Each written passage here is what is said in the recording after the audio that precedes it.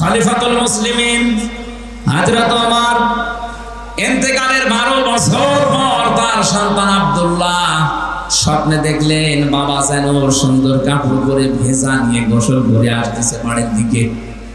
ডাক দিয়ে বলে, বাবা কোথায় ছিলেন? 12 বছর আপনাকে আমি দেখি নাই। হযরত ওমর বলে, সন্তান আমার, 12টা বছর দুনিয়ার জীবন আমি ছেড়েছি। এই 12 বছর মহান আল্লাহর কাছে আমার জীবনের হিসাব দিচ্ছিলাম। শেষ পর্যন্ত মহান আল্লাহ আমাকে মাফ করে দিয়েছে। আমি সেদিন পঞ্চগড়ে একটা মাহফিল ছিল ঠাকুরগাঁও রানী শঙ্কর, ওখানে বিচার ব্যবস্থার উপরে কথা বলতে গিয়ে বলেছিলাম, মহান রব্বুল ইজ্জত কিয়ামতে যে বিচার ব্যবস্থা সাজাবেন 3টা পদ্ধতিতে আল্লাহ বিচার করবেন। কয়টা? বলেন বলেন। আল্লাহর বিচার ব্যবস্থায় কোনো অবিচারের লেশ মাত্র নেই, আছে? না না, আল্লাহর বিচার ব্যবস্থায় ন্যায় বিচার করলে কেউ বাঁচবে না, সবাই ধরা খাবে। তাহলে অবিচার তো নেই, ন্যায় বিচার করলেও কেউ বাঁচবে না। কি করবে উনি? একটা রাস্তা খোলা আছে, মহান আল্লাহ যদি অবিচার, তো আমরা বিশ্বাস করি যে আল্লাহ অবিচার করবে না, ন্যায় বিচার করলেও ধরা খাবো। 3 নাম্বার একটা পথ খোলা আছে, মহান আল্লাহ যদি দয়া করে মাফ করে দেয় তাহলে আপনি জান্নাত পাবেন। হযরত ওমর বলে, সন্তান আমার, 12টা বছর মহান রব্বুল ইজ্জত আমার জীবনের ছোটখাটো বিষয়গুলো জিজ্ঞাসা করছিলেন, আমিও যেভাবে সেভাবে জবাব দিচ্ছিলাম। শেষ পর্যন্ত আল্লাহ বলেন, ওমর, আমার নামের খাতির করে আমি মাফ করে দিলাম। আমি এখন জান্নাতের নহর থেকে গোসল করে পোশাক পরে জান্নাতের দিকে যাচ্ছি। কুড়িগ্রামবাসী যার জান্নাতে যাওয়ার গ্যারান্টি দুনিয়ায় আল্লাহ সার্টিফিকেট আকারে পাঠিয়ে দিয়েছিলেন যে ওমর তুমি জান্নাতি। আকাশের তারকার চাইতে তার জীবনে নেকির কাজ বেশি ছিল। কোন রাস্তা দিয়ে গেলে 40 দিন ভয় পেত রাস্তায় আসতে। এই লোকটার যদি 12টা বছর লাগে তারপর আল্লাহ মাফ করে দিয়েছে। বলেন তো আপনার আমার কতদিন লাগতে পারে?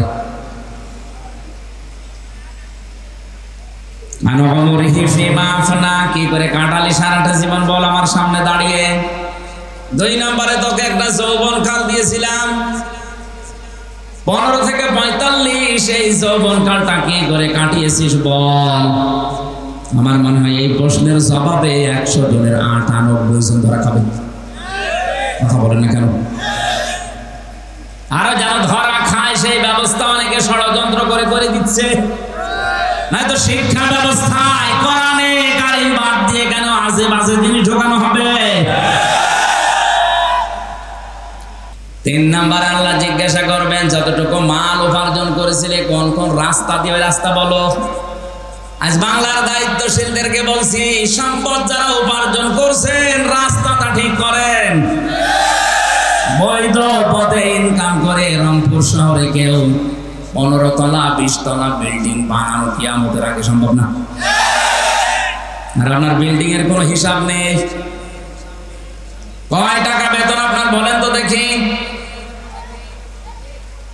হিসাবটা খুব খেয়াল করে আপনি কোন জায়গা থেকে টাকাগুলো নিচ্ছেন। এমন এমন ব্যবস্থা আমরা করে দিয়েছি আজকে কোর্টের ইট পর্যন্ত এখন আমাদের কাছে টাকা চাই। আমার এই 2টা মামলা আমার একেবারে সর্বশান্ত করে দিল।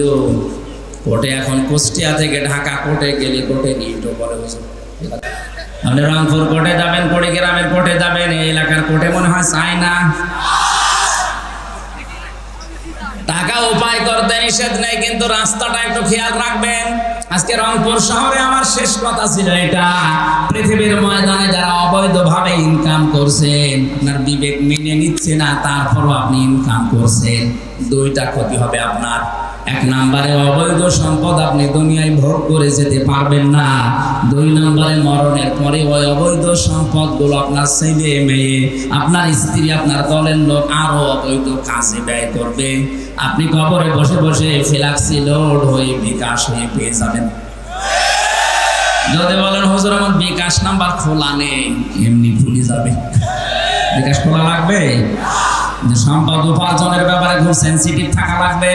কি দরকার আপনার, কত টাকা লাগে একটা বসে জীবন চলতে। 4 নম্বরে আল্লাহ বলবে রে টাকা কোথায় কোথায় খরচ করলি বল। গানের অনুষ্ঠান দিলে যেখানে উলঙ্গ নাচ হয় 500 টাকা চাইলে 5000 টাকা বের করে দেন।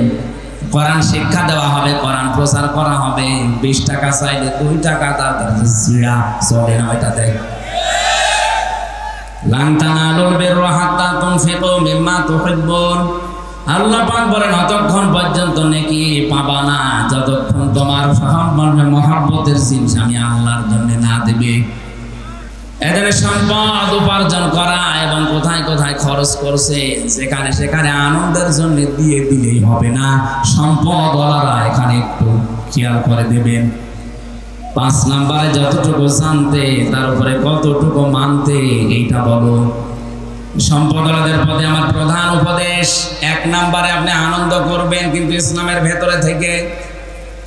2 নম্বরে আল্লাহ পাক বলেন অবতাগি ফিমা আতাকাল্লাহু দারাল আখিরাহ।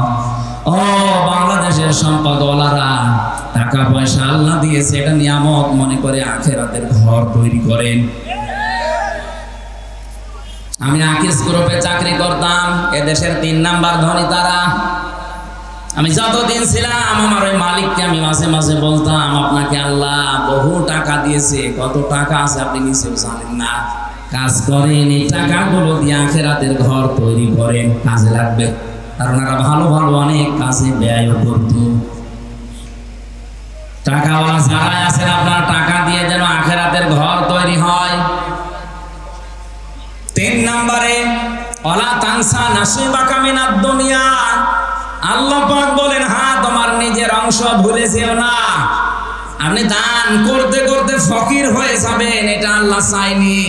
যার যে স্ট্যাটাস তাকে ওই অনুযায়ী চলা লাগবে। রংপুরের যিনি মেয়র আজকে ছিল আমার সাথে, উনি ঢাকা থেকে রংপুরে নেমেছে, ওখান থেকে ওনার বাড়ি মনে করেন 2 কিলোমিটার দূরে। উনি হেঁটে বাড়ি যাবে, ওনার জন্য জায়েজ নেই। কারণ ওনার যে টাকা আছে ওনার ওই টাকা বৈধভাবে ব্যয় করার জন্য অনেক অটোওয়ালা রিক্সাওয়ালা জায়েজ কাজে দাঁড়িয়ে আছে। তাদেরকে 50টা টাকা দিয়ে আপনি বাড়ি পর্যন্ত যান, ওর 50 টাকা দিয়ে ওর ব্যবসা ওর সংসার চালাবে, আর আপনি এখান থেকে 50 টাকা ওকে দিয়ে আপনি সঠিকভাবে বাড়ি পৌঁছাতে পারবেন। এখন যদি বলেন না আমি হেঁটে বাড়ি যাব, আপনার জন্য জায়েজ নেই। হেঁটে বাড়ি যাওয়া জায়েজ আছে, তার জন্য যার কাছে কিছু নেই। ওয়ালা তানসা নাসিবাকা মিনাদ দুনিয়া। দুনিয়ার যে অংশ এইটা পেতে আপনি ভুল করবেন না, এটা আপনি সঠিকভাবে চালান। তাহলে এখান থেকে শিক্ষা কি? যার যে স্ট্যাটাস, যার যে যোগ্যতা, যার যে জায়গা, ওই জায়গায় সে যেন সঠিকভাবে চলে। আমি আমির খান সাহ, আমার আল্লাহ যা দিয়েছে, আমার বাবারে যা দিয়েছে, আমি যদি এখন 20 টাকা গজের কাপড় পরি আমার জন্য জায়েজ নেই। আমার পরা লাগবে কমপক্ষে 250, 300, 500 টাকার গজের কাপড়, কারণ ওই যোগ্যতা আল্লাহ আমার এখন দিয়েছে। কথা বলেন না কেন? এমনও ধনী মানুষ আছে 25 টাকা গজের কাপড় কিয়ামতের আগ পর্যন্ত পরবে। কৃপণ হওয়া যাবে না। যে সম্পদ আল্লাহ দিয়েছে, যে অংশ দুনিয়ায় দিয়েছে, ওইটা আপনি ভোগ করতে পারেন জায়েজ ভাবে, কোনো অসুবিধা নেই। এক লোক বউকে বলছে আমি নামাজে যাব, আমার টুপিটা একটু ময়লা পরিষ্কার করে দাও। বউ কেসে দিয়েছে টুপি পরিষ্কার করার জন্য, কিন্তু ওই দিন আর সূর্য ওঠে নাই, রোদ নেই, এই জন্য টুপি আর শুকায় না। চিন্তা করছে ভেজা টুপি মাথায় দিয়ে গেলে মাথা আমার ঠান্ডা লেগে যাবে। স্ত্রী কাজ করছিল চুলার উপরে, ও টুপিটা এভাবে ধরেছে যেন শুকিয়ে যায়, আল্লাহর ইশারা হাত থেকে পড়ে আগুন লেগে গেছে। টুপির ওই ছাই তুলে কুলি করছে, দাঁত মাজার পর পানিগুলো যখন কুলি করে ফেলে দেয়, বলছে আল্লাহ টাকাগুলো পানিতে ফেললাম। টাকা পানিতে ফেলিস। কৃপণতা করা যাবে না। যার যে অংশ আছে দুনিয়া, ওইটা আপনি পালন করেন, পান ভোগ করেন, অসুবিধা নেই। অবতাগি ফিমা ওয়াহসিন কামা আহসানাল্লাহু ইলাইকা। আল্লাহ পাক 4 নম্বরে উপদেশ দিয়েছেন ওই আলেমদের দ্বারা, ওই দেশের ধনীদেরকে, তুমি ইহসান করো হে কারণ, তুমি ইহসান করো হে কারণ, হে টাকা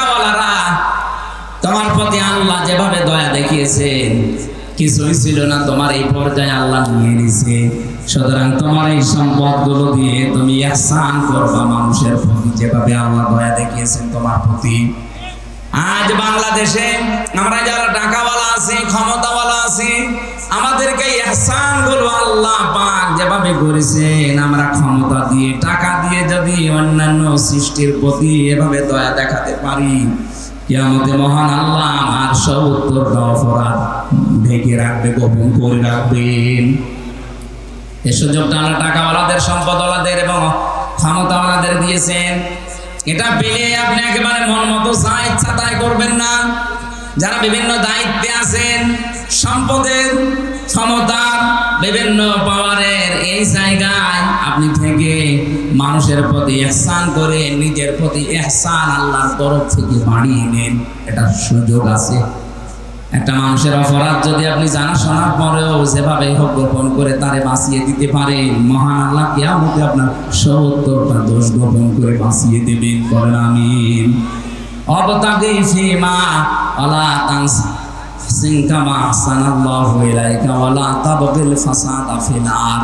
জমিনে বিশৃঙ্খলা তৈরি করা যাবে না।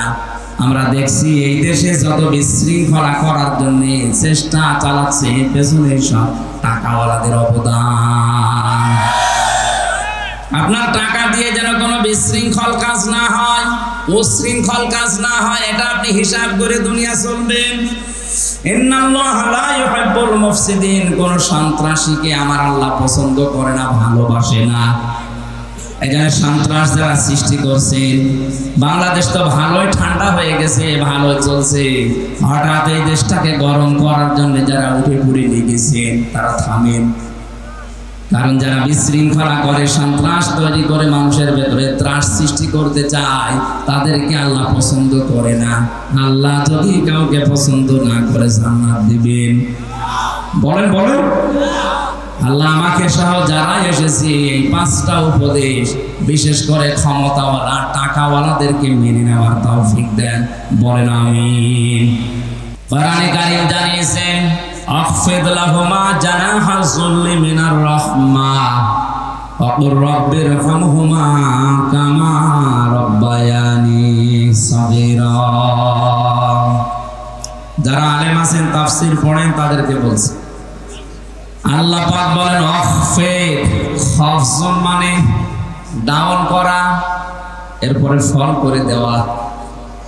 তাম পৃথিবীর সন্তানদেরকে আল্লাহ জানিয়েছেন, পৃথিবীর সন্তানেরা আমার মা বাবার জন্য তোমার ডানা যে ছায়া হয়, ডানার এই ছায়াটা ডাউন করার পরে ফল করে দিবা। আমরা দেখি মানুষের কোনো ডানা নেই, মানুষের আছে বাহু, হাত। আল্লাহ ইয়াদুন দিতে পারতেন, রাবুদা দিতে পারতেন। এই শব্দগুলো আল্লাহ কোরআনে না দিয়ে এখানে জানাহন দিয়েছেন যে তোমার ডানার জিল্লুল মানে ছায়া বা নম্রতা। তোর ডানার যে ছায়া হয়, এভাবে ডানা ধরবেন, এই যে নিচে একটা ছায়া পড়ছে, আল্লাহ এই ছায়াকে উদাহরণ হিসাবে আমাদের সাথে সেট করেছেন। তোমার হাতের যে ছায়া আছে, ডানার এই ছায়াটা মা বাবার উপরে এভাবে ডাউন করবা, এরপরে ফল করে দিবা। জ্ঞানী মানুষদেরকে আমি লক্ষ্য করার জন্য বলছি, আল্লাহর উদাহরণটা দেখেন, কি একটা চমৎকার উদাহরণ আল্লাহ আমাদের সাথে সেট করলেন। আমাদের যেহেতু ডানা নেই, ডানা আছে পাখির, আল্লাহ পাখির ডানা হাওলাত করে আমাদের লাগিয়ে দিলেন। কেন? কারণ আমাদের এই ডানার ভেতরে নরম কিছু নেই, সবই শক্ত। আল্লাহ হেলিকপ্টারের ডানা, এরোপ্লেনের ডানা, এই ডানাগুলো লাগাতে পারতেন, পাখির ডানা দিলেন কেন? কারণ হেলিকপ্টারের ডানা ডাউন হয় কিন্তু ফল হয় না, ফল হলে আর উঠবে না। আর আমাদের ডানার ভেতরে নরম সেরকম কিছু নেই। আল্লাহ পাখির ডানা দিয়েছেন এই কারণে, কারণের ভেতরে কিছু পর আছে, পালক আছে, এত সফট, এত নরম, এত কোমল, এত মার্জিত, একটার সাথে আরেকটা যখন লেগে যায়, পাখির এই বাচ্চাগুলো নিচে যখন আশ্রয় নেয়, তখন একটা কিচির মিচির আওয়াজ দেয়। বাংলা ভাষায় একে বলা হয় অনির্বচন আনন্দ। কুড়িগ্রামবাসী এই আলোচনা করে আমি সেমিনারে করি, এ কথাগুলো আপনাদের বুঝে আসছে কিনা আমি জানি না। তাকান কি উদাহরণ আল্লাহ দিয়েছেন। বাচ্চাগুলোর এই কিচির মিচির আওয়াজকে বাংলা ভাষাবিদ দ্বারা বলেছেন এটা অনির্বচন আনন্দ বা সুখ। পাখির এই বাচ্চাগুলো, মুরগির এই বাচ্চাগুলো মায়ের এই ডানার নিচে এই সফট নরম কমল মোলায়েম এই পাখার নিয়ে আশ্রয় নিয়ে এটাই জানাতে চাই, মা আমাদের উপরে যত আক্রমণ হোক পৃথিবীর কেউ আমাদেরকে আর দেখতে পাবে না, আমরা নিরাপদে আছি। এই জন্য এই আওয়াজটা আমরা দিলাম, আমরা আনন্দে আছি। আল্লাহ পাক মানুষকে জানাতে চেয়েছে, হামজা তোর মা বাবা যতদিন দুনিয়ায় বেঁচে থাকে তারা যেন মনে করে আমার হামজা থাকতে অন্তত আমাদের আর কোনো চিন্তা নেই। গ্রামবাসী, আমার মা বাবা আপনাদের মা বাবা কি এটা এখন মনে করতে পারছে? বলেন না, পারছে না। কয়েকদিন আগে 6 ভাই বোন মিলে বাবার জমি জায়গা সব লিখে নিয়ে বাবাকে রাস্তায় ছেড়ে দিয়েছে। যা আল্লাহ যে বললেন তোর মা বাবা যেন মনে করে যে হামজা থাকতে অন্তত এ সিরাজ থাকতে আমার আর যেন কোনো চিন্তা ভাবনা করা না লাগে। কই 6টা ভাই বোন সব হায়ার এডুকেটেড, সব অনার্স মাস্টার্স করা, অথচ বাবার সম্পদগুলো সব নিজের নামে লিখে নিয়ে বাবাকে 95 বছর বয়সে রাস্তায় ফেলে দিয়েছে। যান, আপনারা দরকার নেই। আমি অনির্বচন সুখ এই শব্দটা বোঝানোর জন্য কোরআনের আয়াতটা পড়েছিলাম। আপনি নিয়ামতের শুকরিয়া আদায় যদি করতে চান, এটা ফিজিলালিল কোরআনে সাইয়্যিদ কুতুব লিখেছেন, আপনার মনের ভেতরে একটা অজানা সুখ আমার আল্লাহ নিজের পক্ষ থেকে দান করবেন। আপনি মনের অজান্তে দেখবেন চোখ দিয়ে পানি পড়ছে। ওয়াইদা সামিউ মা উনজিলা ইলার রাসূলি তারা আয়ুনাহুম তাফিদু মিনাদ দামি মিম্মা আরাফু মিনাল হক ইয়াকুলুনা রাব্বানা আমান্না ফাকতুবনা মা'আশ শাহিদিন। সূরা মাইদা 7 নাম্বার পারার 1 নাম্বার পৃষ্ঠার 1 নাম্বার লাইনের 83 নাম্বার আয়াত। এটা তাফসীরে হক্কানিতে আছে। আল্লাহ পাক বলেন, নবী আপনি যখন আমার উম্মত আমার জনগণের সামনে আমার বান্দাদের সামনে কোরআন তেলাওয়াত করবেন, এই কোরআন বোঝার মতো যাদের অনুধাবন করার মতো শক্তি আছে, যোগ্যতা আছে, এর মর্মবাণীগুলো তারা বুঝবে, আপনি দেখবেন তাদের চোখ দিয়ে মনের অশান্তি পানি পড়ছে। কোরআনের আলোচনা শুনে সবার চোখে পানি আসবে না এমনটা না। আপনি যদি এর মর্মবাণীগুলো বুঝতে পারেন যে আমার মালিক বলতে চাই কি আর আমি করি কি, আপনার বিবেকে যখন নাড়া দেবে কখন যে আপনি কাঁদতেছেন আপনি নিজেও জানবেন না।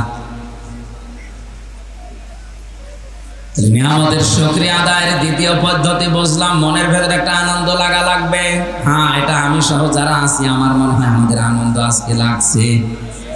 3 নম্বরে শুকরিয়া আদায়ের শর্ত, এখান থেকে যেটা শুনবেন এটা আপনার প্র্যাকটিক্যাল লাইফে সেট করবেন।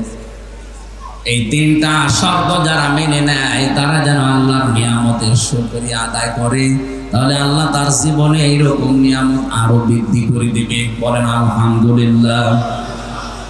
আর যদি এই 3টার একটা পাওয়া না যায়, ওয়ালা ইন কাফারতুম ইন্না আযাবি লাশাদীদ।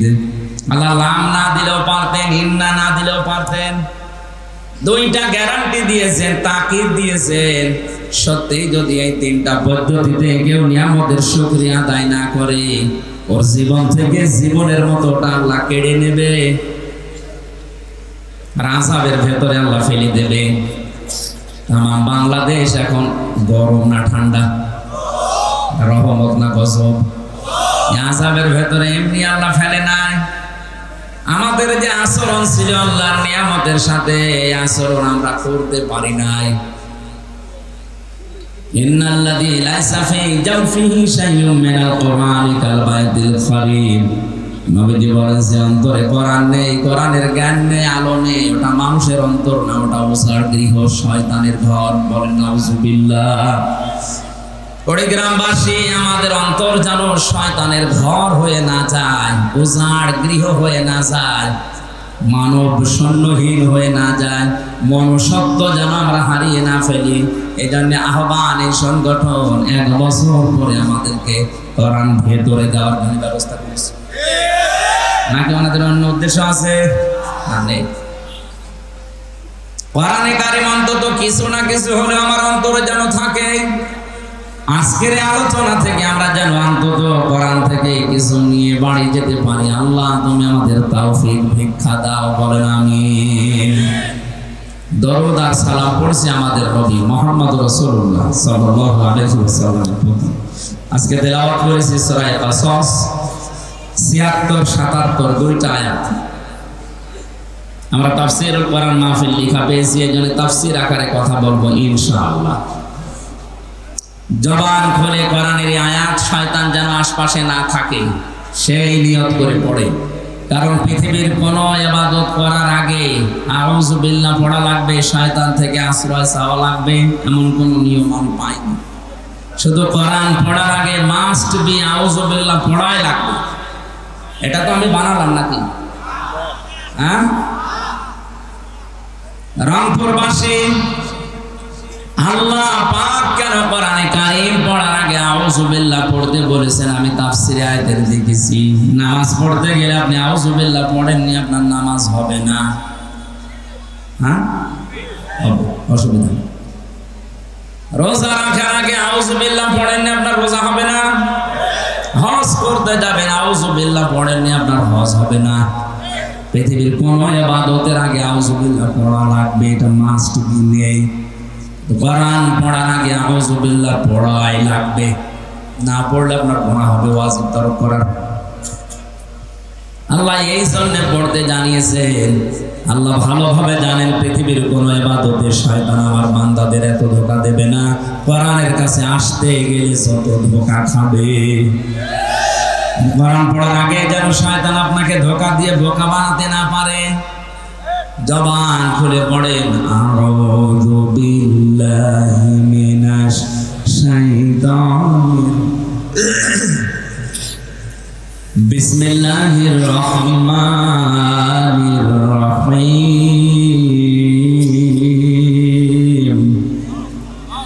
ইন্না কারুনা কানা মিন কওমি মূসা ফাবাগা আলাইহিম। সাদাকাল্লাহু আযীম। এই পর্যন্ত থাক।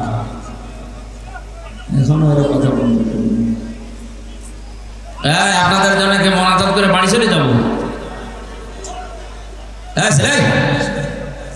কথা বন্ধ করেন। পুলিশ ভাইরা কয় গো, এত পুলিশ দেখলাম, আপনি একটু অস্ত্র ইস্যু করেন তো ভাই। ভাই এই যে টুপি মাথায় দাও ভাই, কি আপনার কি হয়েছে? ওখানে বসেন। যে ইবাদতে কষ্ট বেশি হয়, ইবাদতে সওয়াব বেশি হয়। আজকে দেখতে পাচ্ছি তো কষ্ট হচ্ছে, কথা বলবেন না। সহজ সরল বলে এত সহজ সরল এত সমস্যা।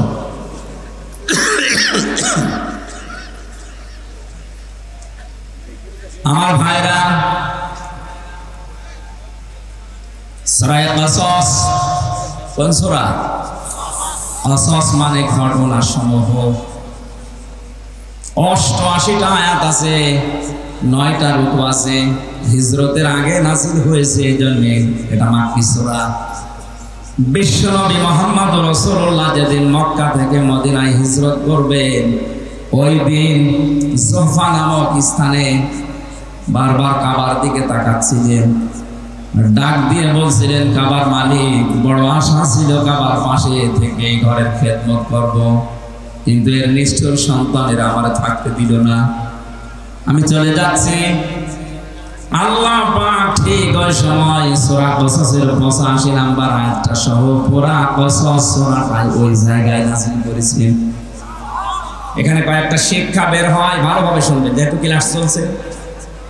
কোরআনে কারীম জানাচ্ছে ইন্নাল্লাযী ফারাদা আলাইকাল কুরআনা লারাদ্দুকা ইলা মাআদ।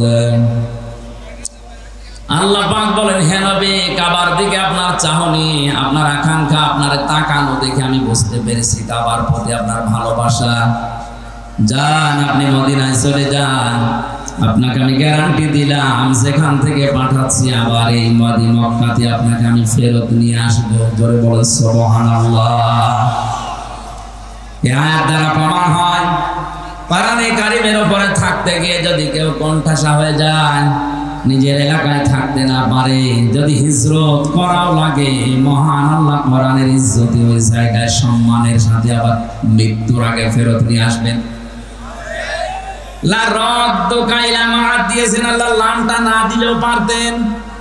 এটা দিয়ে গ্যারান্টি দিয়েছেন কিয়ামত পর্যন্ত। এটা শুধু রাসূলের জন্য না, যারা কোরআনের জন্য কষ্ট স্বীকার করবে, জুলুম, নির্যাতন, অত্যাচার, ষড়যন্ত্রের শিকার হবে, বাড়িতে থাকতে পারে না, এলাকায় থাকতে পারে না, দেশেও থাকতে পারে না, এই মানুষগুলোর জন্য সুসংবাদ, আপনাকে আমার আল্লাহ এলাকাতে মরণের আগে নিয়ে যাবেন বাদশাহীর সম্মান দিয়ে।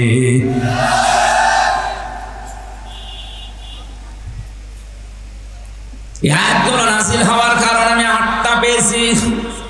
তাফসীরে ফি জিলালিল কোরআনে 8টা ভাগে সূরা কসসকে ভাগ করেছে মুফাসসির। আমরা যেখান থেকে পড়েছি এখানে মাত্র একটা ইঙ্গিত দেওয়া আছে শুধু। খুব খেয়াল করে শোনেন, নবী যখন প্রচার করছিলেন কোরআনে কারীম, ওই সময় তাকে মেরে ফেলার জন্য একটা সিদ্ধান্ত নেওয়া হয়েছিল। দারুন নদওয়ার এই বৈঠকে, তার মানে আবু জেহেলের ওই সময় সংসদ ছিল দারুন নদওয়া।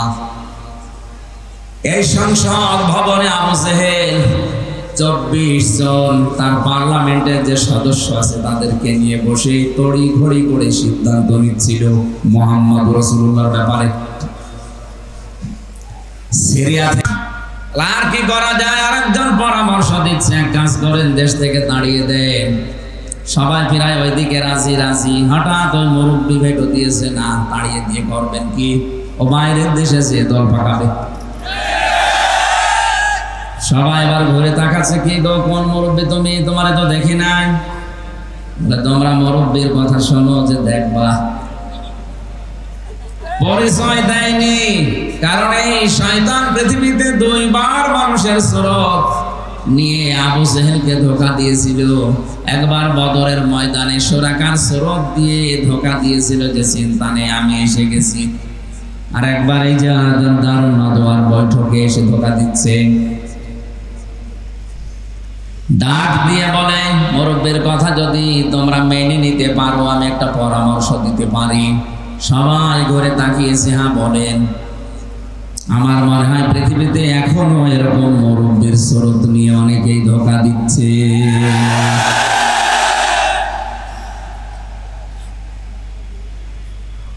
পৃথিবীর কোন জালেমরা এত বড় বড় সিদ্ধান্ত নেয় না, কিন্তু আলেম নামে কিছু জালেম বড় বড় পাগড়ি নিয়ে জব্বা নিয়ে সিরিয়ার এই শয়তানের সুরত নিয়ে এসে এমন এমন তাক লাগায়, ঢাক দেয়, শেষে জালেমরা পর্যন্ত দিক দাঁড়া হারিয়ে ফেলে। ডাক দিয়ে বলছে, তোমরা এক কাজ করো, লোকটারে ছেড়ে দিলেও হবে না, দেশ থেকে তাড়িয়ে দিলেও হবে না, ওর চ্যাপ্টা ক্লোজ করে দাও, মেরে ফেলো। এখানে আমার ইবনে হিশাম বর্ণনা করছেন, সিরাত ইবনে হিশাম যিনি লিখেছেন তিনি বলেন, এই যে 24 জন যারা বড় বড় নেতা, পার্লামেন্ট সদস্য, এই মুরব্বীর কথা শোনার পরে কেউ প্রতিবাদ করে নাই, সবাই নিশ্চুপ। কি বুঝলেন এখান থেকে আপনি বলেন? একটা নিরপরাধ মানুষকে মেরে ফেলার জন্য সিদ্ধান্ত দেওয়া হচ্ছে, অথচ একটা লোক কথা বলছে না। 1500 বছর আগে শুধু এরকম হয়েছিল, 1500 বছর পরে এখন পৃথিবীতে এরকম হয় না। এটা আমি এদেশের কথা না, পৃথিবীর 228টা রাষ্ট্র আছে, যে কোনো এক দেশের কথা বলছি। এমনও দেশ আছে বিনা কারণে একজন মানুষকে মেরে ফেলার সিদ্ধান্ত নেওয়া হচ্ছে, অথচ তামাম দেশের মানুষ সব নিশ্চয় কিছু বলে না। আপনি আবার ঠিক বলে এই দেশের নাম মনে করেন। আমি বলছি কোন দেশের নাম আমি নিজেও জানি না। বলেন তাদের 24 জন মানুষ নিরপরাধ মানুষকে মেরে ফেলার জন্য একজন সিদ্ধান্ত দিল, আর সব নিশ্চুপ। এরা কি মানুষ না জানোয়ার? সবই তো মানুষের সুরত নিয়ে আসে, একটাও কথা বলে না। আমারও মনে হয় মাঝে মাঝে পৃথিবীটা কেমন যেন হয়ে গেল, বিনা কারণে একজনকে বিপদে ফেলে দেয়, বিনা কারণে একজনের জীবন নাশ হয়ে যায়, গুম হয়ে যায়, আর সারা দেশের মানুষ হাঁ করে তাকিয়ে কিচ্ছু বলে না। বিশ্বনবীকে হত্যার জন্য আবু জেহেল সর্বশেষ ঘোষণা দিল 100 লাল উট দেওয়া হবে। ওই জায়গা থেকে দাঁড়িয়েছে একজন, তার নাম ওমর। এই লোকটা দাঁড়িয়ে বলে 100 লাল উট, আমি যাচ্ছি। খোলা তরবারি নিয়ে যাচ্ছিল। আমি ইতিহাস বলার জন্য এখানে বসি না, ঐতিহাসিক প্রেক্ষাপটটা বললাম। শেষ পর্যন্ত নিজে মুসলমান হয়ে গেছে। বাকি যে 24 জন ওখানে বসেছিল, ওই যে মুরব্বী এবার সিদ্ধান্ত নিয়েছে, যাকে পাঠালে সে তো ফেল করেছে, কাজ করো, ওভাবে হবে না। এই 24 জনের ভেতর থেকে এক একজন গোত্র থেকে, এক একজনের বংশ থেকে এক একজন যুবককে রেডি করো, সবাইকে পাঠিয়ে দাও মোহাম্মদের ঘরে আজ রাতের বেলা। 24 জন মিলে মারবে, তাহলে কেউ কারো উপরে দোষ চাপাতে পারবে না। আজ পৃথিবীতে ইমানদারদের বিপদে ফেলার জন্য এই শয়তানের স্রোত নিয়ে অনেকে বিভিন্ন জায়গায় বসে বসে ধোঁকা দিয়ে বোকা বানিয়ে অনেক আলেমকে জেলখানায় পর্যন্ত পাঠাচ্ছে। যারা দায়িত্বে আছে ওদের অত দায় পড়ে নাই। জামির হামজাকে 3 বছর ছেলে রাখা লাগবে না। এর মতো কিছু মৌলবী বিশাল সোব্বা গায়ে দিয়ে যে কানের কাছে মুখ নিয়ে বলে আর কত, আটকে রাখতে পারেন না। বেশি বলে ফেললাম। শেষ পর্যন্ত ওরা 24 জন মিলে রাসূলুল্লাহর ঘরের চারিদিকে দাঁড়িয়ে আছে। প্রতিটি কথা থেকে আপনি দেখবেন একটা একটা করে শিক্ষা আমি নিয়ে আসবো ইনশাআল্লাহ। চারিদিকে ওরা দাঁড়িয়ে আছে, মুহাম্মদ রাসূলুল্লাহ। জিবরাইল এসে বলে, হে রাসূল, আপনার চারিদিকে ওরা দাঁড়িয়ে আছে খোলা তরবারি নিয়ে, আপনি ওঠেন, সূরা ইয়াসিনের কয়েকটা আয়াত তেলাওয়াত করে এক মুষ্টি বালু হাতে নেন, সামনের দিকে শুধু ফিকে মারেন, বাকি যা করার আল্লাহর কুদরত করবে। নবীজি সূরা ইয়াসিনের আয়াত তেলাওয়াত করলেন, ইন্না জামালনা ফি আ'নাকিহিম আগলালান ফাহিয়া ইলাল আযকানি ফাহুম মুকমাহুন ওয়া জামালনা মিন বাইনি আইদিহিম সাদ্দাও ওয়া মিন খালফিহিম সাদ্দান ফাআগশাইনাহুম ফাহুম লা ইউবসিরুন। বলেন আল্লাহু আকবার। শুধু সামনের দিকে ফিকে মেরেছিলেন, চারিদিকে কাফেরদের চোখে পৌঁছিয়ে দিয়েছে আমার আল্লাহর কুদরত। ওই আল্লাহর কুদরত এখনো দুনিয়ায় আছে না নেই? নবীজি নিজের জামাই হযরত আলীকে ডাক দিলেন, বললেন, এই যে টোপলা বাঁধা আছে ছোট ছোট করে, যারা আমাকে হত্যার জন্য এসেছে ওদের এই টোপলাগুলো আমানত। আমি যদি এখন এগুলো নিয়ে পালিয়ে যাই তাহলে আমার আলামিন নামের কলঙ্ক হবে। ওর নামের আরো জোরে, ওরা আমাকে আলামিন নাম দিয়েছে আর সাদিক নাম দিয়েছে। এখন যদি এগুলো নিয়ে আমি পালিয়ে চলে যাই রাতের আধারে, আমার আলামিন নামের কলঙ্ক হয়ে যাবে। সুতরাং তুমি আমার বিছানার উপরে আমার চাদর গায়ে দিয়ে মোড়া দিয়ে শুয়ে পড়ো, বাকি যা করার আমি তোমারে বলি। চাদরটা সামনের দিকে একটু মোড় দিয়ে রাখবা, পা দিয়ে পেছনে আটকিয়ে রাখবা। 3 দিন পরে মদিনায় আমার সাথে দেখা করবা। আর এখানে যে কয়টা টোপলা আছে প্রত্যেকের নাম লেখা আছে, ঠিকানা দেওয়া আছে। সকালবেলা তার বাড়িতে যে পৌঁছিয়ে দিয়ে আসবা। কয়েকটা কথা বলেছিলেন নবীজি তাকে। 1 নম্বরে চাদরটা মোড়া দাও, 2 নম্বরে 3 দিন পরে আমার সাথে মদিনায় দেখা করো, 3 নম্বরে আমানতগুলো নাম অনুযায়ী বাড়িতে পৌঁছিয়ে দাও। হযরতে আলী বলেন ওই সময় আমার 100% নবীর কথা বিশ্বাস হয়েছে, অন্তত 3 দিনের ভেতরে আমার মরণ হবে না। 3 দিনের ভেতরে যদি আমি মরে যাই তাহলে নবীর কথা মিথ্যা হয়ে যাবে, আর আল্লাহ পাক নবীকে মিথ্যাবাদী বানাবেন। সুতরাং 3 দিন আমার আর চিন্তা নেই। নবীজি চলে গেলেন ওখান থেকে। কাফেরেরা ওই সময় এসেছে, ঘরের ভেতরে প্রবেশ করে বিছানার উপরে তাকে দেখে বলে তো পাওয়া গেছে। একজন বলে দাঁড়াও, আরেকজন বলে দাঁড়াও দেখি। পাওয়া যখন গেছে তখন শান্তি নিয়ে মারা যাবে, আগে মুখটা দেখি। চাদর নিয়ে টানাটানি করে। হযরতে আলী বলে নবীজি আমাকে বলেছিল হাত দিয়ে শুধু শক্ত করে ধরে রাখবা, আমি ধরে রেখেছিলাম। ওরা 24 জন মিলে টানাটানি করে, চাদর ধস্তাধস্তি করে, খুলতে পারে না। আমার মনে হচ্ছিল তামাম দুনিয়ার সব যুবকেরা যদি আজকে আমার চাদর ধরে টানাটানি করে, খোলা সম্ভব না। কি শক্তি আমার আল্লাহ আমার এই হাতের ভেতরে যেন দিয়ে দিয়েছে। আমি মনে মনে ভাবছিলাম আমি ধস্তাধস্তি করতে থাকবো যতক্ষণ ওরা আমাকে মেরে ফেলার সিদ্ধান্ত না নেয়। কারণ আমি যতক্ষণ সময় ক্ষেপণ করব, ওদিকে আমার আল্লাহর নবী 2 পা হলেও মদিনার দিকে এগিয়ে যাবে। বাংলার মুসলমানেরা নবীজি আজকে নেই, বিশ্ব নবীর ওয়ারিস আছে, তাদেরকে সামনের দিকে এগিয়ে দেওয়ার জন্য যদি এরকম কারো সাথে ধস্তাধস্তি করা লাগে, সময় ক্ষেপণ করবে, আশা থাকবে নবীর ওয়ারিসরা 2 পা হলেও দেশে এগিয়ে যাবে। কথা কি বললাম আপনি না বুঝলেন? এ বুঝেছে? কথা বলছেন? আপনার হয়তো এরকম ক্ষমতা নেই।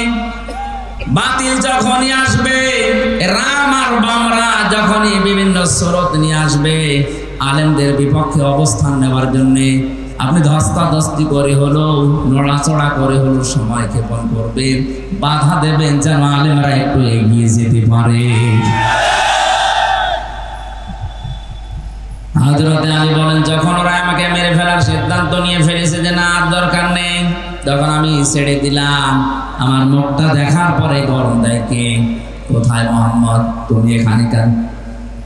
বললাম তোমাদের এত কথার জবাব দেওয়ার জন্য আমি এখানে শুয়ে পড়ি নাই, শুয়ে আছি একটা কারণে।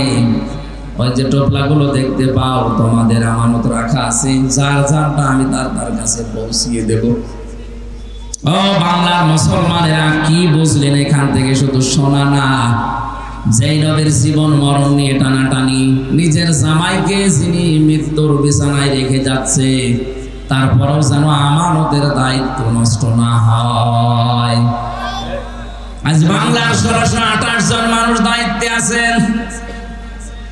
কোরআনের মাহফিলে কসম করে বলতে পারি এই 1628 জন মানুষ যদি হযরতে আলীর এই অনুভূতি নিয়ে আপনি দায়িত্ব পালন করেন, আল্লাহর কসম এই দেশটা একটা মিনি জান্নাত হয়ে যাবে। কেউ এই দেশের সম্পদ নিয়ে আর বেগম পাড়া বানাবে না, কারণ এটা আপনার সম্পদ না। এ দেশের কোনো মানুষের ক্ষমতা নেই নিজের পয়সা উপায় করে বেগম পাড়া বানানো, এটা সব জনগণের সম্পদ। এটা তো আমানত হিসাবে আপনি পেয়েছেন। আমানতের দায়িত্বটা যদি আপনি পালন করতে পারতেন, সত্যি কথা বলছি, কারো জন্য ব্যাংকের টাকা কেউ ফ্রিজে রেখে দেয়, কেউ বালিশের ভেতরে রেখে দেয়।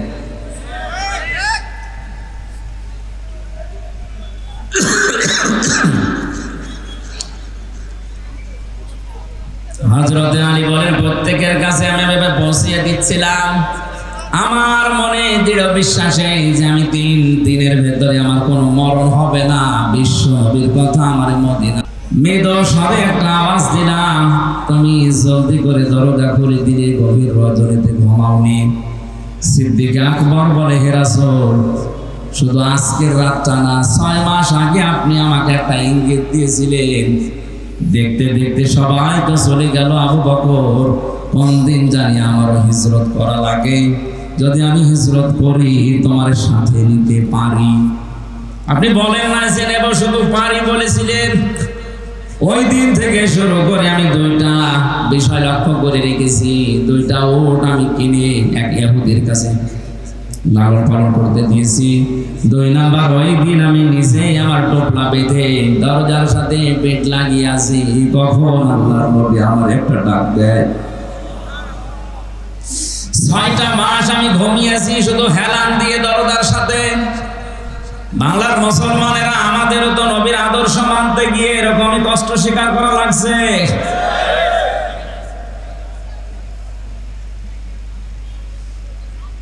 বিশ্বনবী হযরত আবু বকরকে সাথে নিলেন। বাড়ি থেকে যেদিকে যাওয়ার কথা ওই দিকে না দিয়ে উল্টা দিকে আরম্ভ করলেন। নিজের সন্তান আব্দুর রহমানকে দিয়ে ওই ইহুদিকে খবর দিয়ে বললেন 2টা উট নিয়ে আসো। 2টা উট নিয়ে তারা গেলেন।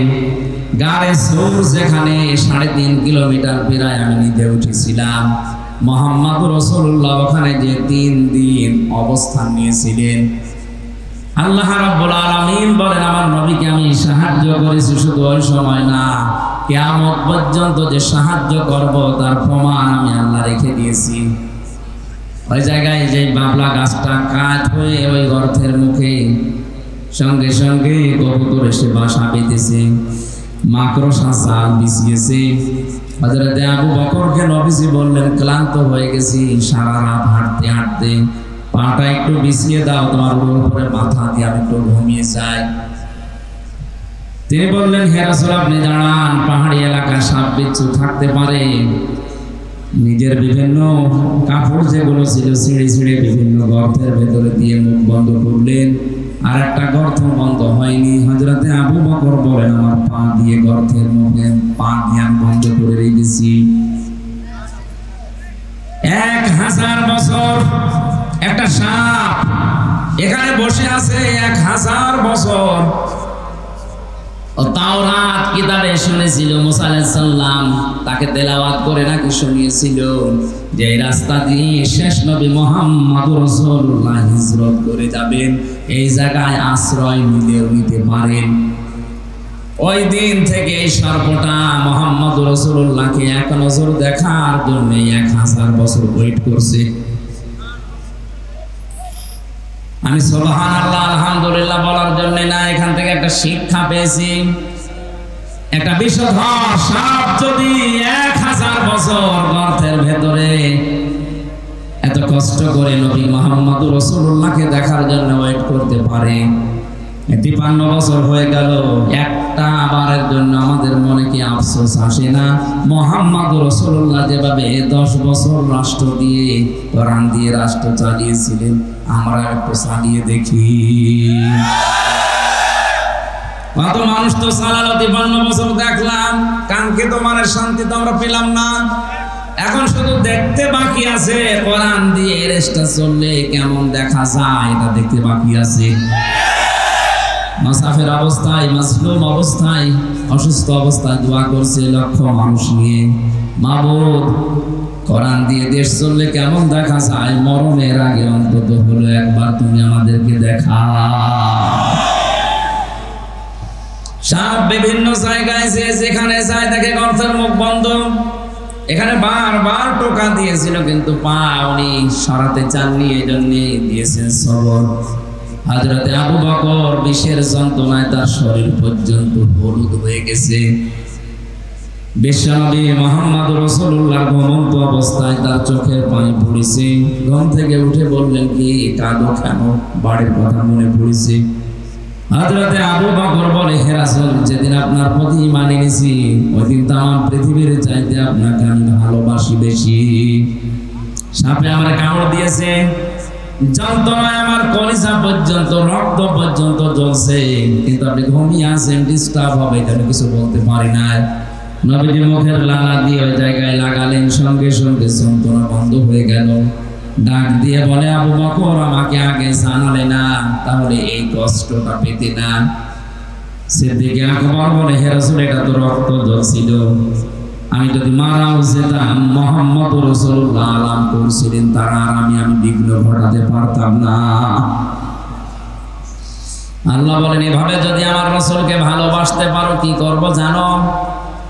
ইন কুনতুম তুহিব্বুনাল্লাহা ফাত্তাবিউনি ইউহিব্বুকুমুল্লাহ ওয়া ইয়াগফির লাকুম যুনুবাকুম আল্লাহু গফুরুর রহিম। এইভাবে করে যদি তোমরা আমার রাসূলকে ভালোবাসা দিতে পারো, আমি আল্লাহ বলছি জীবনের যত অপরাধ আছে সবগুলো আমি আল্লাহ মাফ করে দেব। সিদ্দিক আকবর কি ভেবেছিলেন যে আমার রক্ত জ্বলছে, কলিজা জ্বলছে, জীবনও যদি চলে যায় রাসূলের আরামে আমি বিঘ্ন ঘটাবো না। আজ বিশ্বনবী মুহাম্মদুর রাসূলুল্লাহ মদিনায় ঘুমিয়ে আছে, তার আদর্শকে যদি এই দেশে কেউ প্রলম্বিত করে, তার আদর্শকে গালি দেয়, অপছন্দ করে, আমাদের জীবন চলে গেলে হলেও এর বিরুদ্ধে কথা বলা দরকার। গত কয়েকদিন আগে গালি দিয়েছে লালমনিরহাটে কি এই যে কি কোন জায়গা যেন দিনাজপুরের কাহারল এক অমুসলিম, আমি নাম নিলাম না, উনি মুহাম্মদ রাসূলুল্লাহকে শেষ পর্যন্ত গালি দিয়ে ফেলেছে। আহ্বান জানাবো, নবীজি কিন্তু আমাদের কাছে কলিজার চাইতে দামি। আপনি আর যাই করেন কোরআন আর নবী এই দুইটা নিয়ে উল্টা পাল্টা কিছু বলবেন না, শেষে অঘটন ঘটে যাবে, সামাল দিতে পারবেন না। আমাদের পুঁজি তো এতটুকু, আমল দিয়ে জান্নাতে যাওয়ার মতো যোগ্যতা আমাদের নেই। আমরা যদি ভালোবাসাও দেখাতে পারি, কিয়ামতে জানো আল্লাহ এইটা বলছিল আবু বকরের সাথে একটু আমাদেরকে তোলেন, বলেন আমিন। বের হলেন ওখান থেকে, কিছু দূর যান, পায়ের যে ছাপগুলো পড়তে থাকে, হযরত আবু বকর পায়ের ছাপগুলো ছেঁচড় দিতে দিতে মুছতে মুছতে যান। নবীজি বলেন তুমি পা ছেঁচড় দাও কেন? সিদ্দিক আকবর বলে হে রাসূল, আবু জাহেল যদিও আপনি নাম দিয়েছেন, লোকটা কিন্তু আবুল হাকাম, বুদ্ধির পিতা। এত বুদ্ধি এত জ্ঞান, মানুষের পায়ের ছাপ দেখে বলে দিতে পারে যে কার ছেলে, কোন বংশের ছেলে, কখন হেঁটে গেছে। আমরা যেভাবে যাচ্ছি সকালবেলায় তো আমাদেরকে খুঁজতে বের হবে, পায়ের ছাপ দেখে দেখে আমাদেরকে ধরে ফেলতে পারে। এজন্য আমি পাঁচ বছর দিয়ে ওই জায়গা, ওই দাগগুলো আমি মুছতে মুছতে যাচ্ছি। বিশ্বনবী মুহাম্মদ রাসূলুল্লাহ ওখান থেকে সোহফা নামক জায়গা পর্যন্ত যে আর কাবা শরীফ দেখতে পাচ্ছিলেন না। তখন মনের দুঃখ নিয়ে এই কথাগুলো বলেছিলেন, মাবুদ কাবা তো আর দেখা যায় না, আমি তো যেতে মনে চাই না, শুধু তোমার আদেশ পালন করার জন্য আমি হিজরত করছি। আল্লাহ ওই সময় সূরা কাসাসের 88টা আয়াত এক জায়গায় নাযিল করেছিলেন। আমার ঐতিহাসিক প্রেক্ষাপট বলার কারণ হচ্ছে হযরত মুসা আলাইহিস সালামের জীবনে দিয়ে আল্লাহ আয়াত শুরু করেছিলেন সূরা কাসাস, আর শেষ করলেন কারুনের জীবনী দিয়ে। আমার প্রশ্ন হচ্ছে মুহাম্মদ রাসূলুল্লাহর হিজরতের ঘটনাকে আমার আল্লাহ না উল্লেখ করে মুসা নবী, ফেরাউন, কারুন এদের কথা পুরা কাসাস সূরার ভিতরে দিলেন কেন? আর আমি যেখান থেকে পড়েছি এখানে কারুনের জীবনী থেকে শুরু। আয়াতের প্রেক্ষাপটের সাথে বাস্তবতায় আয়াত নাযিল করা মিলছে না। যতগুলো তাফসীর আমি দেখেছি সব মুফাসসিরিন ইকরাম আয়াতের ব্যাপারে এইটা সিদ্ধান্ত দিয়েছে না, এদিকে তাকান, সবাই সিদ্ধান্ত দিয়েছে মুহাম্মদ রাসূলুল্লাহকে হিজরত করার ব্যাপারে সবচাইতে বেশি ভূমিকা পালন করেছিল টাকাওয়ালারা। কারা? 2 নম্বরে বেশি ভূমিকা পালন করেছে ক্ষমতাওয়ালারা। আজ নবীর ওয়ারিস যারা, নবীর খাঁটি উম্মত যারা, দেখে বিবাদে ফেলার জন্য আপনি তাকান, তাম পৃথিবীতে টাকাওয়ালারা আর ক্ষমতাওয়ালারা চেষ্টা চালাচ্ছে। ক্ষমতার মালিক যারা, টাকাওয়ালা যারা, তাদেরকে ওই জামানার সম্মানিত সৎ আলেম ওলামা যারা ছিল, এমনকি মুসা আলাইহিস সালাম সহ 5টা উপদেশ দিয়েছিল কারুনকে। কয়টা? আজকে যেহেতু মুসা নবী এখানে নেই, মুহাম্মদ রাসূলুল্লাহ নেই, কিন্তু নবীদের ওয়ারিস হিসাবে দাবি করে আমরা এসেছি। আমারও দায়িত্ব আজকে যে টাকাওয়ালাদের কারণে, যে ক্ষমতার কারণে নবীর উম্মতেরা, উত্তরাধিকারী আলেমেরা বিপদে আছে, মুসিবতে আছে, জুলুমের শিকার, তাদেরকে আমার মনে হয় আজকের এই আয়াত দিয়ে 5টা উপদেশ দেওয়া বাধ্যতামূলক হয়ে গেছে। বড় দরদ নিয়ে আপনাকে আমি 5টা উপকারের কথাই বলবো, উপদেশের কথা। ওই জামানায় নবীকে বিপদে ফেলার জন্য, এমনকি দেশ ত্যাগ করার বাধ্য করার জন্য টাকাওয়ালারা কাজ করেছিল বেশি। কারণের ঘটনাকে আল্লাহ উল্লেখ করে জানিয়েছে। কারণের ঘটনাকে উল্লেখ করার কারণ এটা, কারণের মতো সম্পদ ওলা ছাড়া তাদের কারণে আলেমেরা এভাবে বিপদে পদে পদে পড়বে। হযরত মুসা আলাইহিস সালামের চাচাতো ভাই ছিল এই কারণ। সূরা কাসাস ৭৬ নম্বর আয়াত খেয়াল করে করে মিলাবেন এবার। ইন্না কারুনা কানা মিন কওমি মুসা ফাবাগা আলাইহিম। আল্লাহ পাক বলেন অবশ্যই কারণ ছিল মুসার বংশধর, মুসার বংশের লোক, তার কওমের জাতির লোক, এবং সে তাদের প্রতি বিদ্রোহ করেছিল। ওয়াতাইনাহু মিনাল কুনুজি মা ইন্না মাফাতিহাহু লাতানু বিল উসবাতি ওয়ালিল কুওয়া। আমি কারণকে এত সম্পদের মালিক বানিয়েছিলাম, একদম শক্তিশালী যুবক তার সম্পদের শুধু চাবি বহন করার জন্য লাগতো। গ্রামবাসী, এখান থেকে একটা শিক্ষা নেওয়া যায়।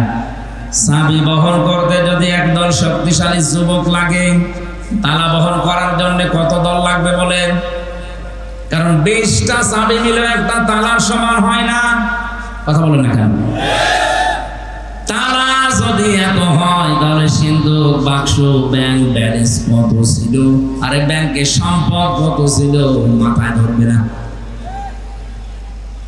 আল্লাহ রাব্বুল আলামিন বলেন ওই সময় কারণকে ওই জাতির লোকেরা 5টা বিষয় উপদেশ দিয়েছিল, বিশেষ করে যারা সব সম্মানিত আলেম ওলামা তারা। আজ জাতির ভেতরে যারা টাকাওয়ালা মানুষ আছে, আপনার টাকা কোন কাজে ব্যয় হচ্ছে আপনাকে আমি কোরআনে কারীম দিয়ে 5টা বিষয় উপদেশ দিচ্ছি, ভালো করে মিলাবেন।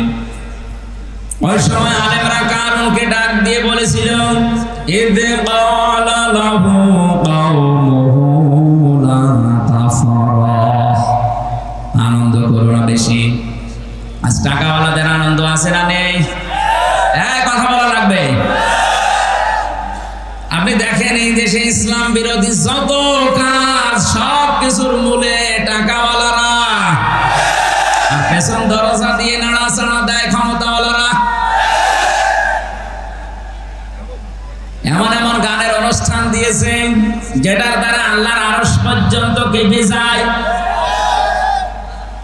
যে সমাজে বিশৃঙ্খলা, অশ্লীলতা বেড়ে যায়, মহান আল্লাহ সেখানে নতুন নতুন করে গজব নাযিল করেন। তার ভেতর অন্যতম এই তাপদাহ। যিনি মনে করছেন এটা আল্লাহ এমনি দিয়েছে। ঢাকা শহরে যত নাইট ক্লাব আছে, গ্রাম্য মানুষ তো বুঝতেছেন না কি যে হয় সেখানে। আল্লাহ জানে, আর ফেরেশতা জানে, আর যারা করে তারা জানে। মানুষ যে এত নিচে নামতে পারে, 4-5 জন মিলে একাধারে ধর্ষণ করছে, আর একজন করে ভিডিও করছে, দেখছে, এটা কোনো পশুর দ্বারা সম্ভব না। অশ্লীলতা, জেনা, ব্যভিচার, ধর্ষণ যখন সমাজে বেড়ে যায়, মহান আল্লাহ 27টা গজব ওই দেশে নাযিল করে। কোরআনে কারীম জানিয়েছে, যাহারাল ফাসাদু ফিল বাররি ওয়াল বাহরি বিমা কাসাবাত আইদিন নাস লিয়ুযীকাহুম বা'দাল্লাযী আমিলু লা'আল্লাহুম ইয়ারজিউন। যারা স্থলে যে বিপদ আপদ গুলো, যে তাপদাহ চলছে, হঠাৎ বৃষ্টি বন্ধ হয়ে গেছে, দুনিয়া গরম করে ফেলেছি আমি আল্লাহ, এটা এমনি এমনি করি না, তোদের হাতের কামাইয়ের ফসল এটা। আমি আল্লাহ চাই এই তীব্র আযাব দিয়ে তোরা যেন আমি আল্লাহর দিকে তওবা করে ফিরে আসিস। আপনি দেখেন পৃথিবীর ময়দানে যারা সবচাইতে বেশি উচ্ছৃঙ্খল, বিশেষ করে জেনা ব্যভিচারের লাইনে, আল্লাহ তাদেরকে ধরেছে। এই যে দুবাই, এক কথা বলেন, বিমানবন্দর পর্যন্ত ভাসিয়ে দিয়েছে। এত বড় শক্তিশালী, এত বড় অর্থনৈতিক ভাবে সম্পূর্ণ দেশকে যদি আল্লাহ চোখের পলকে নষ্ট করে দিতে পারে, তছনছ করে দিতে পারে, আমাদের কিছুই লাগবে না। শুধু এই তিস্তার পানিকে যদি আল্লাহ হুকুম দেয় 100 হাত একটু জারম করে খুঁজেও পাবেন না কিছু। অনেকে বলে এটা প্রাকৃতিক দুর্যোগ, শয়তান, প্রাকৃতিক দুর্যোগ বলে কিছু নেই, এগুলো সব আমার আল্লাহর গজব। আপনি থামেন, আনন্দ ফুর্তি এগুলো বন্ধ করেন এখনো। বিভিন্ন নাম দিয়ে দিবস বানিয়ে বানিয়ে যেটা আনন্দ করছেন, একটা কোরআনের সাথে হাদিসের সাথে মিলছে না। আরে আনন্দ আপনি করবেন ইসলামের সীমার ভেতরে থেকে। এমনকি আজকে ঈদুল আজহা, ঈদুল ফিতর কেও মানুষ এমন আনন্দের জায়গায় নিয়ে গেছে যেখানে কোরআনের নিয়ম নেই। ঈদুল আজহা, ঈদুল ফিতরের শিক্ষা কি ছিল? আগে ত্যাগ, এরপরে ভোগ। কথা বলেন না কেন? 1 মাস রোজা রেখে আপনি আনন্দে খাবেন, লাফাবেন না। আগে সাদকা দেন, আগে ফিতর দেন। ওইটা দিয়ে গরিব মানুষেরা সেমাই কিনবে, চিনি কিনবে, খাবার কিনবে, ওর বাচ্চারা আনন্দ করবে, উল্লাস করবে, খুশি হবে। ওইটা দেখে আপনি খুশি হবেন। আগে শুধু খাবেন, আবার হবে না। ঈদুল আজহাতেও দান, কোরবানি জবাই করে নিছে, আগে খেয়ে মরবেন না। আগে জবাই করে গোশত গরিবকে দিয়ে আসেন। গরিব মানুষেরা খাবে, আনন্দ করবে, হাসবে, ওদের হাসি দেখে এরপরে আপনি খাবার খাবেন। কথা বলেন না কেন? ইসলামে তো দিবস ছিল মাত্র এই 2টা, আগে ত্যাগ, এরপরে ভোগ। আপনি বলেন তো এই 2টা দিবস বাদ দিয়ে যত দিবস এই বাংলাদেশে এখন চলছে, সে যে নামেই হোক, আমি নাম নিলাম না, আন্তর্জাতিক সাম্রাজ্যবাদী যারা আমাদের পকেটের টাকাগুলো একদিকে ছিনিয়ে নেওয়ার জন্য নতুন নতুন দিবস বানিয়েছে, আর একদিকে আমাদেরকে বিশৃঙ্খলা ও শৃঙ্খলা জনতায় ভাসিয়ে দেওয়ার জন্য ব্যবস্থা করে দিয়েছে। আমি আবার বলছি, ঈদুল আজহা, ঈদুল ফিতর বাদ দিয়ে দুনিয়ায় এমন কোন দিবস আপনি পাবেন না যেখানে আগে ত্যাগ, এরপরে ভোগ, আগে ভোগ, এরপরে ত্যাগ। কথা বলেন না? 14 ফেব্রুয়ারি পালন করে মানুষ, বলেন না কেন? এর ভেতরে কি আগে ত্যাগের পরে ভোগ? না, আগে ভোগ করবেন, তারপরে ত্যাগ করবেন। আমাদের উচিত হচ্ছে যে দিবসের সাথে কোরআনের, হাদিসের এবং বাস্তবতার মিল নেই, ওইটা পালন করে আমরা নিজেদের সম্পদগুলো আনন্দ করতে দিয়ে নষ্ট করবো না। এটা যেহেতু রেকর্ড হচ্ছে সারা বাংলাদেশে, কালকে ছড়িয়ে যাবে। বড় বড় ধনী যারা আছেন, টাকার মালিক, কোরআনে হাদিসে আমি পেয়েছি 3টা জিনিস মানুষকে সবচাইতে বেশি ধ্বংস করেছে দুনিয়ায়। 1 নম্বরে টাকা, 2 নম্বরে ক্ষমতা, 3 নম্বরে নারী। আমি সহ যারা শুনলাম প্রত্যেকেই যেন এই 3টা বিষয়ের ব্যাপারে সেন্সিটিভ থাকি, সিনসিয়ার থাকি, সতর্ক থাকি। আমাদেরকে যেন আমাদের সম্পদ, আমাদের ক্ষমতা, আমাদেরকে যেন নারীতে জাহান্নামে নিয়ে যেতে না পারে। বলেন আমিন। দুনিয়াতে যত মানুষ ধ্বংস হওয়ার পেছনে টাকা আর ক্ষমতা যত মানুষকে নষ্ট করেছে, পৃথিবীর কোনো জিনিস এত বেশি মানুষকে নষ্ট করতে পারে না। এই 2টার মালিক যারা, তারা কিন্তু আরো বেশি সতর্ক থাকবেন। টাকা পেলে আপনি আনন্দ করবেন না। নবীজি জানিয়েছেন কিয়ামতে আল্লাহ প্রতিটি মানুষকে নিজের সামনে দাঁড় করাবেন। মা তাসালু কাদামা বানি আদম লাদ্দি ইয়াউমাল কিয়ামাতি হাত্তা ইসালান 50 আন উমরিহি ফিমা আফনা ওয়া আন শাবাবিহি ফিমা আবলা ওয়া মালিহি মিন আইনা ইকতাসাবাহু ওয়া ফিমা আনফাকাহু ওয়া আন ইলমিহি মাযা আমিলা ফিহি মুত্তাফাকুন আলাইহি। রংপুরবাসী প্রতিটি মানুষকে আল্লাহ নিজের সামনে দাঁড় করাবে। এভাবে দাঁড়া, 5টা প্রশ্নের জবাব দেওয়া লাগবে তোরে। নবীজি বলেন, জবাব যদি সঠিকভাবে দিতে না পারে, ও সামনেও যাবে না, পেছনেও যাবে না, জায়গায় দাঁড়িয়ে থাকবে। আমি সহ যারা এখানে আছি, মনে করেন এখন আমাদের চলছে ওইটা, ময়দানে মাশার কায়েম হয়ে গেছে, মহান আল্লাহর সামনে হামজাকে দাঁড় করিয়েছে। আমার এই 33 বছর জীবনটা নিয়ে আমি দাঁড়িয়েছি। কয় বছর বলেন বলেন? আমি 33 বছর জীবন নিয়ে দাঁড়ালাম। সভাপতি 60 বছরের জীবন নিয়ে দাঁড়িয়েছে। আমি নিজের জীবনটা নিয়ে মনে করেন আমি দাঁড়িয়ে আছি মহান আল্লাহর সামনে। নিজের দিকে তাকিয়ে আজকের ওয়াজটা আপনি মিলাবেন। আল্লাহ যদি জিজ্ঞাসা করে হামজা এই সারাটা জীবন কি করলি বলতো, আপনি কি মনে করেন আমি 33 বছরের জবাব সঠিকভাবে দিতে পারবো? আমি একা থাকলে আমার মাঝে মাঝে মনে হয় আল্লাহ পাক যদি বলে হামজা কিয়ামতের ময়দানে 2024 সালের এপ্রিল মাসের 30 তারিখ পর্যন্ত তোরে মাফ করে দিলাম, শুধু মে মাসের 1 থেকে এই যে 5 তারিখ আজকে 1 থেকে 4 তারিখে 4 দিনের হিসাব দিয়ে তুই জান্নাতে চলে যা। আমার তো 4 দিনের হিসাব সঠিকভাবে দেওয়া সম্ভব না। আপনার পারবেন না? এখানে শব্দটা ছিল অনুমরিহি ফিমা আফনা। 4 দিন না 4 বছর না, পুরা জীবনের হিসাব আল্লাহ পুঙ্খানুপুঙ্খানু সুম্মা লাতুসআলুনা ইয়াওমাইদিন আনিন নাঈম। প্রতিটি নিয়ামতের সঠিক জবাব আপনার কাছ থেকে নেবে। আজকের এই আওয়াজটা যদি ওয়াজটা যদি আজ সবাই আমরা সত্যি নিজের মনে করে মেনে নিতে পারতাম, আমার জীবন পরিচ্ছন্ন হয়ে যেত।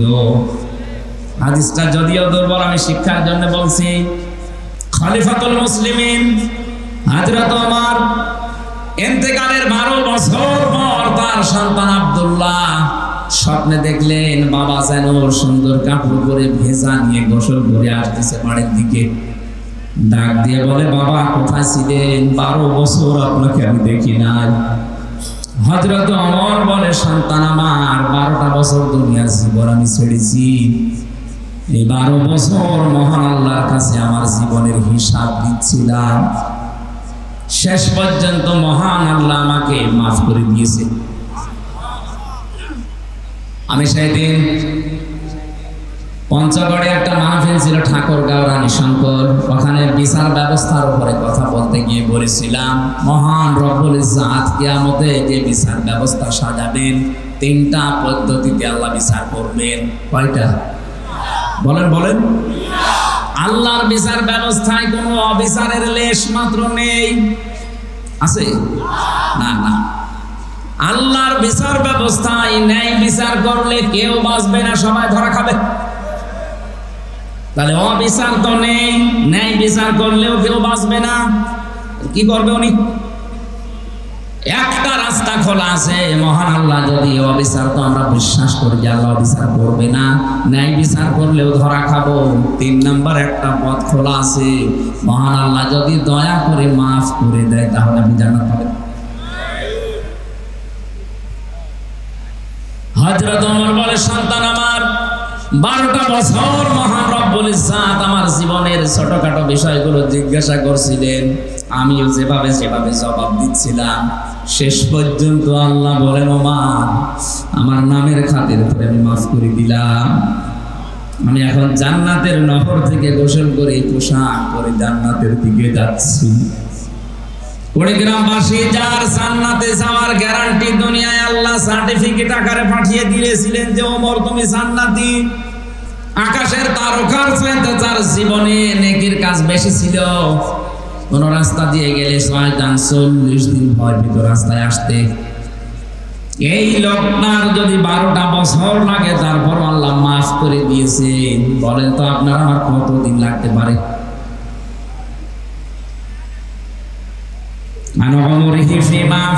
কি করে কাটালি সারাটা জীবন বল আমার সামনে দাঁড়িয়ে।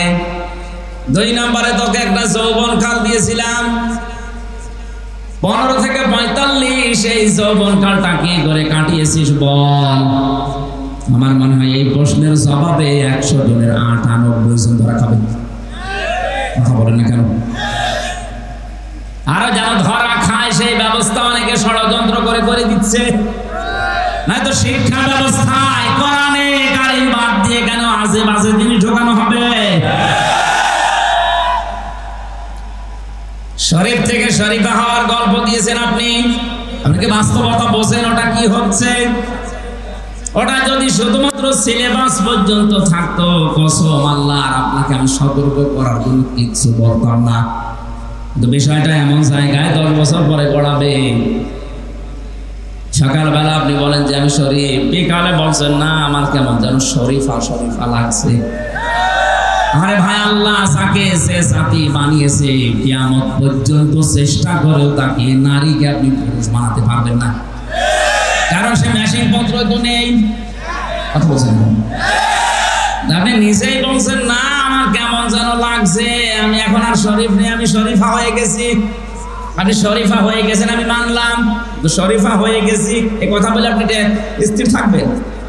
বিকালেই তো বলবেন আমি যেহেতু শরীফা আমার তাহলে মহিলা হোস্টেলে সিট দেন। সিট নিয়ে কি করবেন? ওখানে আমার মেয়ে আছে, আমার বোন আছে, আমার ফুফু আছে। এক কথা বলছেন আপনি মাল যতই বলেন আমি শরীফা, আপনি আসলে কি এক কথা বলেন না কেন? ওখানে যে আমার মেয়ে, আমার ফুফু, আমার বোন আছে, আপনি ঠিক থাকবেন? একজন বলছে হুজুর যুবক যুবতী এক জায়গায় ঘুমানো জায়েজ আছে, ঘুমানো জায়েজ আছে কিন্তু ঘুমাবে না। ঘুমাবে? আপনি শরীফ থেকে শরীফা হয়ে ঘুমাবেন? সেটা আমার সামনে আমার মেয়ে যারো সন্তান পেটে নিয়ে ঘুরবে, আমি কিছু বলতে পারবো না।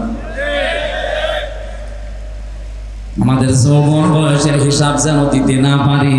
অনেকে শিক্ষা ব্যবস্থায় উল্টা পাল্টা জিনিস ঢুকিয়ে আমাদের নষ্ট করার পায়তারা করছে,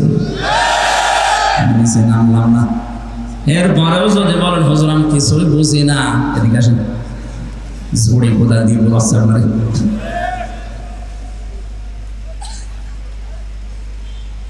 3 নম্বরে আল্লাহ জিজ্ঞাসা করবেন যতটুকু মাল উপার্জন করেছিলে কোন কোন রাস্তা দিয়ে, রাস্তা বলো। আজ বাংলার দায়িত্বশীলদেরকে বলছি, সম্পদ যারা উপার্জন করছেন রাস্তাটা ঠিক করেন। বৈধ পথে ইনকাম করে রংপুর শহরে কেউ 15 তলা 20 তলা বিল্ডিং বানানো কিয়ামতের আগে সম্ভব না। আর আপনার বিল্ডিং এর কোনো হিসাব নেই।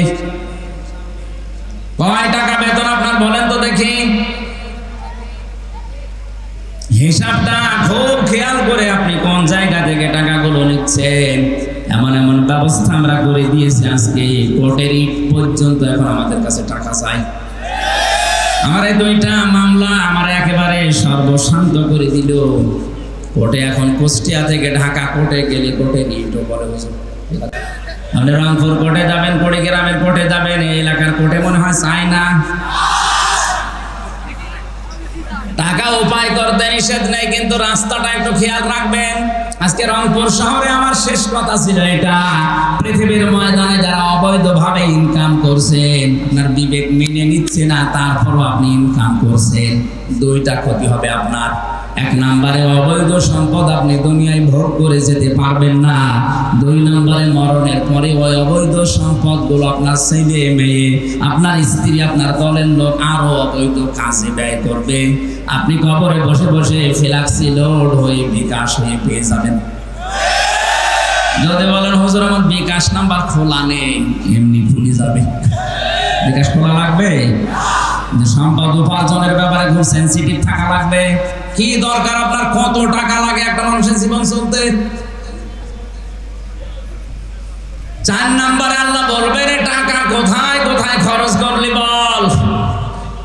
গানের অনুষ্ঠান দিলে যেখানে উলঙ্গ নাচ হয় 500 টাকা চাইলে 5000 টাকা বের করে দেন। কোরআন শিক্ষা দেওয়া হবে, কোরআন প্রচার করা হবে, 20 টাকা চাইলে 2 টাকা তাদের জিরা চলে না, ওইটা দেখ। লান তানালুল বিররা হাত্তা তুনফিকু মিম্মা তুহিব্বুন।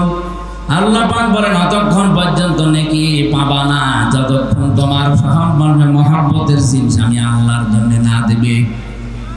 এদের সম্পদ উপার্জন করা এবং কোথায় কোথায় খরচ করছে যেখানে সেখানে আনন্দের জন্য দিয়ে দিলেই হবে না, সম্পদ ওলারা এখানে একটু খেয়াল করে দেবেন। 5 নম্বরে যতটুকু জানতে তার উপরে কতটুকু মানতে, এইটা বলো। সম্পদওয়ালাদের প্রতি আমার প্রধান উপদেশ, 1 নম্বরে আপনি আনন্দ করবেন কিন্তু ইসলামের ভেতরে থেকে। 2 নম্বরে আল্লাহ পাক বলেন অবতাগি ফীমা আতাকাল্লাহু দারাল আখিরাহ। ও বাংলাদেশের সম্পদওয়ালারা, টাকা পয়সা আল্লাহ দিয়েছে, এটা নিয়ামত মনে করে আখিরাতের ঘর তৈরি করেন। আমি আকিস গ্রুপে চাকরি করতাম, এদেশের 3 নাম্বার ধনী তারা। আমি যতদিন ছিলাম আমার ওই মালিককে আমি মাঝে মাঝে বলতাম, আপনাকে আল্লাহ বহু টাকা দিয়েছে, কত টাকা আছে আপনি নিশ্চয় জানেন না, কাজ করেন, এই টাকাগুলো দিয়ে আখিরাতের ঘর তৈরি করেন, কাজে লাগবে। কারণ ওরা ভালো ভালো অনেক কাজে ব্যয় করত। টাকাওয়ালা যারা আছেন, আপনার টাকা দিয়ে যেন আখিরাতের ঘর তৈরি হয়। 3 নম্বরে ওয়ালা তানসা নাসিবাকা মিনাদ দুনিয়া। আল্লাহ পাক বলেন, হ্যাঁ তোমার নিজের অংশ ভুলে যেও না। আপনি দান করতে করতে ফকির হয়ে যাবেন, এটা আল্লাহ চায়নি। যার যে স্ট্যাটাস তাকে ওই অনুযায়ী চলা লাগবে। রংপুরের যিনি মেয়র আজকে ছিল আমার সাথে, উনি ঢাকা থেকে রংপুরে নেমেছে, ওখান থেকে ওনার বাড়ি মনে করেন 2 কিলোমিটার দূরে। উনি হেঁটে বাড়ি যাবে, ওনার জন্য জায়েজ নেই।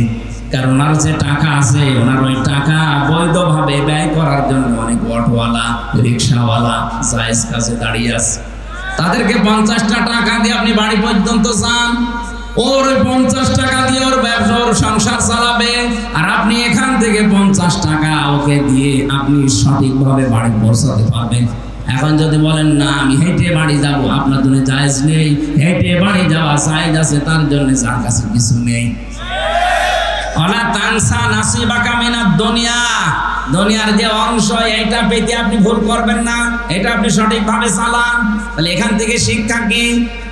যার যে স্ট্যাটাস, যার যে যোগ্যতা, যার যে জায়গা, ওই জায়গায় সে যেন সঠিকভাবে চলে। আমি আমির খান সাহ, আমারে আল্লাহ যা দিয়েছে, আমার বাবারে যা দিয়েছে, আমি যদি এখন 20 টাকা গজের কাপড় পরি, আমার জন্য জায়েজ নেই। আমার পরা লাগবে কমপক্ষে 250, 300, 500 টাকার গজের কাপড়, কারণ ওই যোগ্যতা আল্লাহ আমার এখন দিয়েছে। কথা বলেন না কেন? এমনও ধনী মানুষ আছে 25 টাকা গজের কাপড় কিয়ামতের আগ পর্যন্ত পরবে। কৃপণ হওয়া যাবে না। যে সম্পদ আল্লাহ দিয়েছে, যে অংশ দুনিয়ায় দিয়েছে, ওইটা আপনি ভোগ করতে পারেন জায়েজ ভাবে, কোনো অসুবিধা নেই। এক লোক বউকে বলছে আমি নামাজে যাব, আমার টুপিটা একটু ময়লা পরিষ্কার করে দাও। বউ কেসে দিয়েছে টুপি পরিষ্কার করার জন্য, কিন্তু ওই দিন আর সূর্য ওঠে নাই, রোদ নেই, এই জন্য টুপি আর শুকায় না। চিন্তা করছে ভেজা টুপি মাথায় দিয়ে গেলে মাথা আমার ঠান্ডা লেগে যাবে। স্ত্রী কাজ করছিল চুলার উপরে, ও টুপিটা এভাবে ধরেছে যেন শুকিয়ে যায়, আল্লাহর ইশারা হাত থেকে পড়ে আগুন লেগে গেছে। টুপির ওই ছাই তুলে কুলি করছে, দাঁত মাজার পর পানিগুলো যখন কুলি করে ফেলে দেয়, বলছে আল্লাহ টাকাগুলো পানিতে ফেললাম। টাকা পানিতে ফেলিস। কৃপণতা করা যাবে না। যার যে অংশ আছে দুনিয়ায়, ওইটা আপনি পালন করেন, পান ভোগ করেন, অসুবিধা নেই। অবতাগি ফীমা ওয়াহসিন কামা আহসানাল্লাহু ইলাইকা। আল্লাহ পাক 4 নম্বরে উপদেশ দিয়েছেন ওই আলেমদের দ্বারা, ওই দেশের ধনীদেরকে, তুমি ইহসান করো হে কারণ, তুমি ইহসান করো হে কারণ। হে টাকাওয়ালারা, তোমার প্রতি আল্লাহ যেভাবে দয়া দেখিয়েছেন, কিছুই ছিল না, তোমার এই পর্যায়ে আল্লাহ নিয়ে নিছে। সুতরাং তোমার এই সম্পদগুলো দিয়ে তুমি ইহসান করবা মানুষের প্রতি, যেভাবে আল্লাহ দয়া দেখিয়েছেন তোমার প্রতি। আজ বাংলাদেশে আমরা যারা টাকাওয়ালা আছি, ক্ষমতাওয়ালা আছি, আমাদেরকে ইহসান গুলো আল্লাহ পাক যেভাবে করেছেন, আমরা ক্ষমতা দিয়ে, টাকা দিয়ে যদি অন্যান্য সৃষ্টির প্রতি এভাবে দয়া দেখাতে পারি, কিয়ামতে মহান আল্লাহ আমার সব উত্তর অপরাধ ঢেকে রাখবে, গোপন করে রাখবেন। এই সুযোগটা আল্লাহ টাকাওয়ালাদের, সম্পদওয়ালাদের এবং ক্ষমতাওয়ালাদের দিয়েছেন। এটা পেলে আপনি একেবারে মন মতো যা ইচ্ছা তাই করবেন না। যারা বিভিন্ন দায়িত্বে আছেন, সম্পদের ক্ষমতার, বিভিন্ন পাওয়ারের এই জায়গায় আপনি থেকে মানুষের প্রতি ইহসান করে নিজের প্রতি ইহসান আল্লাহর তরফ থেকে বাড়িয়ে নেন, এটা সুযোগ আছে। একটা মানুষের অপরাধ যদি আপনি জানা শোনার পরেও যেভাবে হোক গোপন করে তারে বাঁচিয়ে দিতে পারেন, মহান আল্লাহ কিয়ামতে আপনার ৭০টা দোষ গোপন করে বাঁচিয়ে দেবেন। বলেন আমিন। অবতাগি ফিমা ওয়ালা তানসিন কামা আহসানাল্লাহু ইলাইকা ওয়ালা তাবগিল ফাসাদা ফিল আরদ। জমিনে বিশৃঙ্খলা তৈরি করা যাবে না। আমরা দেখছি এই দেশে যত বিশৃঙ্খলা করার জন্য চেষ্টা চালাচ্ছে, পেছনে সব টাকাওয়ালাদের অবদান। আপনার টাকা দিয়ে যেন কোনো বিশৃঙ্খল কাজ না হয়, উশৃঙ্খল কাজ না হয়, এটা আপনি হিসাব করে দুনিয়া চলবেন। ইন্নাল্লাহা লা ইউহিব্বুল মুফসিদিন। কোন সন্ত্রাসীকে আমার আল্লাহ পছন্দ করে না, ভালোবাসে না। এখানে সন্ত্রাস যারা সৃষ্টি করছেন, বাংলাদেশ তো ভালোই ঠান্ডা হয়ে গেছে, ভালো চলছে, হঠাৎ এই দেশটাকে গরম করার জন্য যারা উঠে পড়ে লেগেছেন তারা থামেন।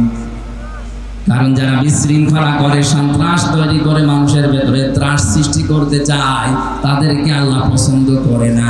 আল্লাহ যদি কাউকে পছন্দ না করে জান্নাত দিবেন?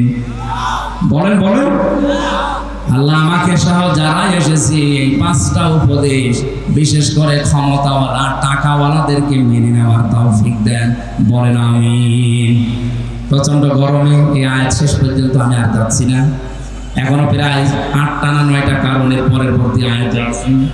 আমি জেলখানায় থাকতে যে 2টা বই লিখেছিলাম, নারী এবং পুরুষের উপরে দাম্পত্য জীবন নিয়ে, এখানে আছে কিনা জানি না, ওই যে গেটে সাদা গাড়িতে পাওয়া যাবে, নিয়ে আপনার স্ত্রীকে, আপনার মেয়েকে, মাকে, বোনকে, ফুফুকে উপহার দেবেন। পারিবারিক জীবনের দাম্পত্য কলহ দূর হবে আমি আশা করছি। সম্মানিত মা বোনেরা, পরকীয়া প্রেমী যারা আছেন, বইটা কিনে আপনার স্বামীকে, আপনার ভাইকে, আপনার বন্ধুকে উপহার দেন।